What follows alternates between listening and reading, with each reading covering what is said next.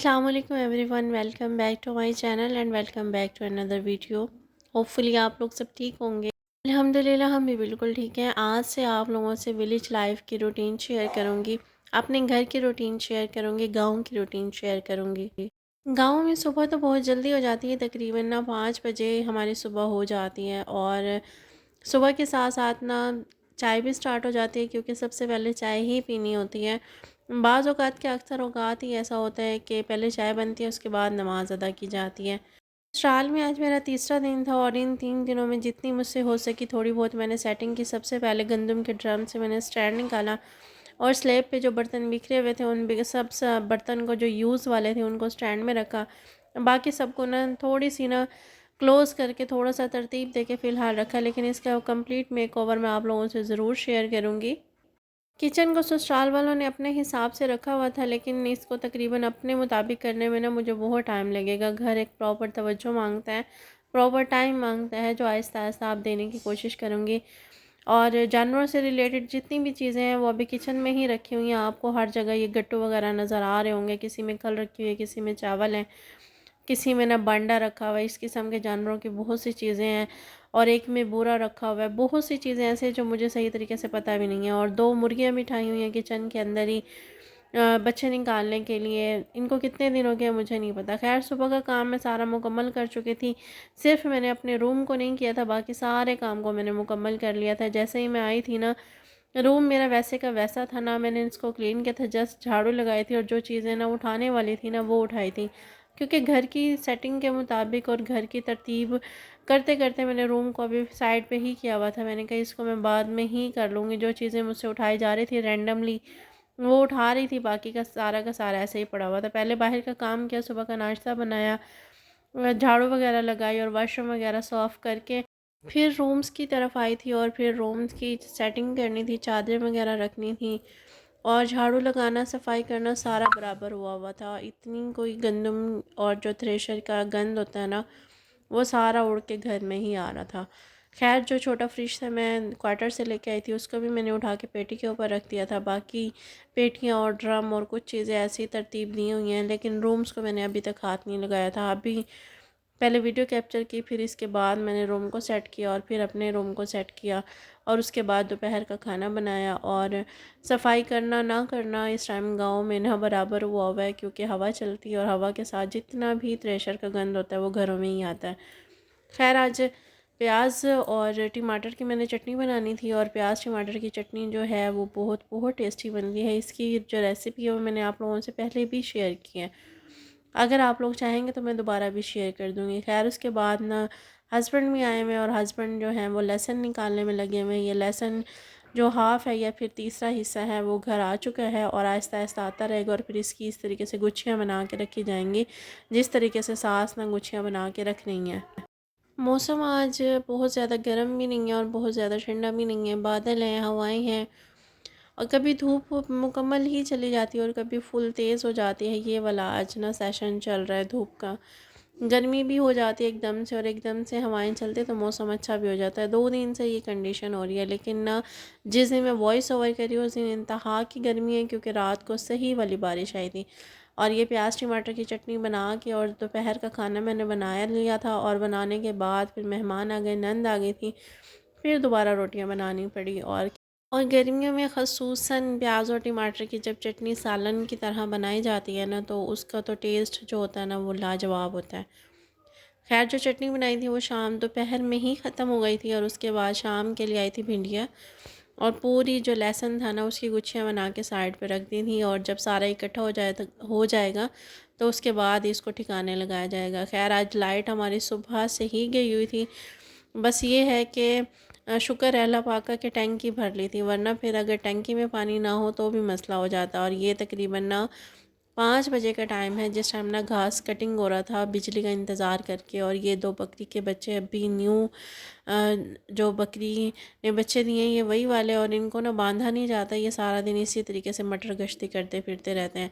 खैर, नंदोई ने और हस्बैंड ने दोनों ने मिल के ना घास कटिंग किया था बारी बारी।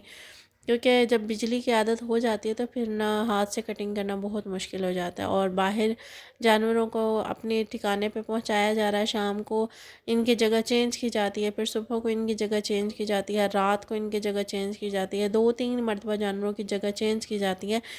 वही कर रहे थे ससुर भी, और साथ में जो देवर हैं सामने, वो अपने जानवरों को अपनी जगह पे लेके जा रहे हैं। और सुबह को वो इस साइड में बांध देते हैं हमारे घर के बिल्कुल सामने, यहाँ पे दरख्त है उनके छाँव में, और जब शाम होती है तो फिर दोबारा वो अपने घर के पास ले जाते हैं। और हमारे जो जानवर हैं उनकी 2 से 3 मरतबा जगह शिफ्ट होती रहती है। और ये देखें गंद का वही हाल है, सारा दिन इतनी हवाएं चली हैं कि पता ही नहीं चला कि सफाई हो रही है। खैर उसके बाद आज ये थर्ड डे था जिस दिन मैंने अपने ना, थर्ड डे नहीं सॉरी, फोर्थ या फिफ्थ डे था जिस दिन मैंने अपने रूम को ना प्रॉपर सही किया था। यहाँ से सारी बिखरी हुई चीज़ें उठाई थी, साथ में जाले लगे हुए थे, उन जालों को साफ़ किया था।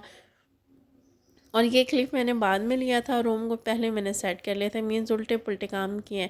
पहले जालों को साफ़ करना था फिर रूम को करना था, लेकिन ना पहले मैंने रूम को सेट कर लिया था, फिर उसके बाद मैंने जाले उतारे थे, झाड़ू वगैरह भी सारी लगा ली थी। और जो फिर हल्का फुल्का गंदा छत की वजह से या फिर जाले उतारने की वजह से जो गिरा था उनको फिर मैंने बाद में साफ़ कर लिया था।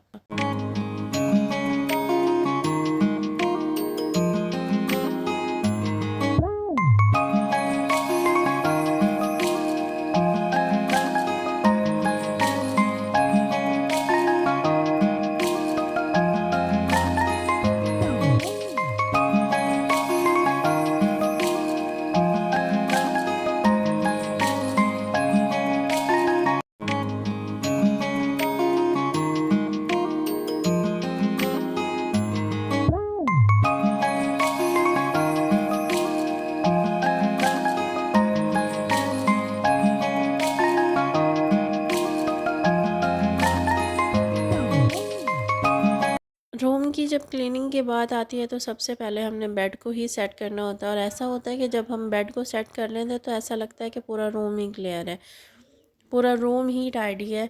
और अगर हमारा बेड ही अरेंज ना हो तो पूरा रूम ही ना, ऐसा लगता है कि पूरा रूम ही गंदा है।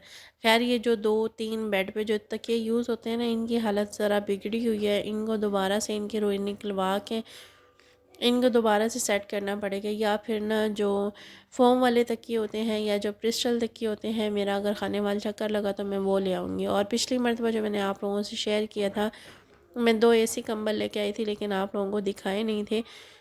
तो रात मैंने ऐसे ही अचानक से ये निकाले तो अभी रूम में ही रखे हुए थे, मैंने कहा आप लोगों को दिखा दूँ। और ये मुझे एक पड़ा था 1500 का, और पेयर पड़ा था मुझे 2-3 हज़ार का। 3 हज़ार के 2 कंबल पड़े थे और ये ब्लू कलर में बहुत बहुत प्यारे लग रहे थे।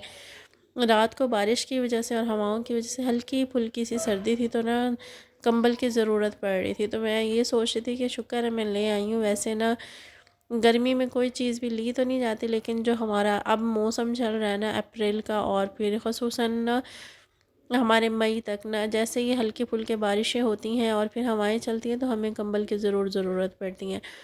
और ये 2 कंबल लेके आई थी, 2 बेडशीट लेके आई थी। बेडशीट रात को ना इतनी थकावट थी, पेटी से निकालने की हिम्मत ही नहीं हुई। सुबह अब दोबारा जब बेडशीट निकालूंगी तो फिर वो भी आप लोगों से शेयर करूँगी। अभी जो बेडशीट मेरे रूम में पड़ी हुई थी मैंने उसी को सेट कर दिया, क्योंकि पेटी में घुसने की मेरी मज़ीद हिम्मत नहीं थी।